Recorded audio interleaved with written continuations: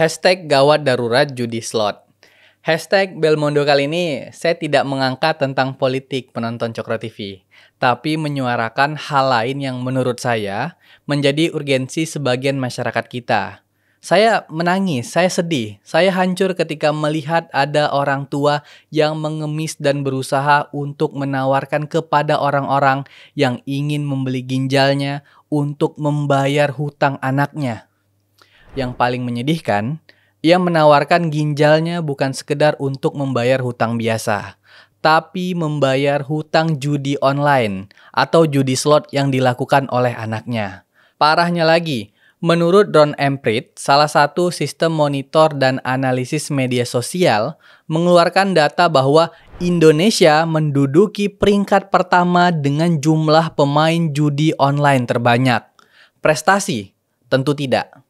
Peringkat satu kali ini adalah peringkat satu yang memberikan citra buruk kepada negara Indonesia ini. Dan jumlah pemainnya pun bukan sedikit, mencapai 201.122 pemain yang berasal dari Indonesia. Mirisnya lagi, pemain itu berasal dari semua kalangan, mulai dari ibu rumah tangga, anak sekolah yang bahkan merambah anak SD. Kenapa ini bisa terjadi? Karena ternyata judi online ini melakukan aksinya dengan berkamuflase sebagai game. Sehingga platform ini memberikan daya tarik sebagaimana game memberikan daya tarik. Namun, game tersebut menawarkan sistem deposit berupa uang tunai asli. Yang kemudian saat orang bermain di 30 menit pertama, platform ini akan memberikan keuntungan berkali-kali lipat terlebih dahulu. Lalu kemudian, ia membuat rugi para pemain setelah pemain kecanduan untuk bermain.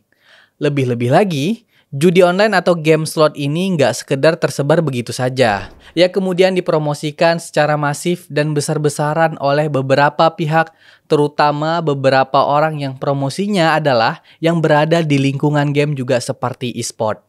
Baik dari sisi para influencer atau pemengaruh di dunia e-sport, juga dari sisi pelaku atau penyelenggara e-sport itu sendiri. Ya kita tahulah, para influencer atau streamer e-sport ini secara sadar mempromosikan judi slot ini karena mereka mendapatkan donasi dari platform judi slot itu sendiri. Tapi yang parah, walaupun masih didalami, ada penyelenggara e-sport yang menjadikan judi online atau judi slot ini sebagai sponsornya. Nama penyelenggaraan e-sport tersebut adalah Imbalance Master Battle.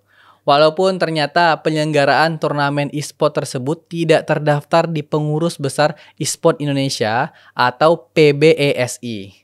Kembali ke ibu yang tadi. Saya yakin hal seperti ini tidak hanya ibu tersebut. Saya yakin banyak sekali masyarakat dari 200.000 orang tersebut yang akhirnya terlilit hutang karena judi online dan bahkan mungkin hampir semua terlilit hutang judi online. Hanya saja bedanya, ada pemain yang berlatar belakang berkecukupan atau yang kekurangan. Yang kekurangan inilah yang menjadi masalah. Sudah kekurangan malah terlilit hutang, dengan hutang yang tidak seharusnya ia dapatkan. Lalu, kalau sudah begini, siapa yang bisa disalahkan? Tentu yang salah adalah pelaku yang menciptakan atau menyediakan layanan judi online tersebut. Betapa keji dan jahatnya ia menciptakan layanan atau platform tersebut. Akan tetapi, masyarakat, pemerintah, dan penegak hukum juga harus berkaca. Kita sebagai masyarakat harus sadar dan mempunyai pengetahuan kalau judi online itu adalah hal yang salah untuk dilakukan. Jangan sampai kita tergoda untuk mencoba walaupun ia berkedok game.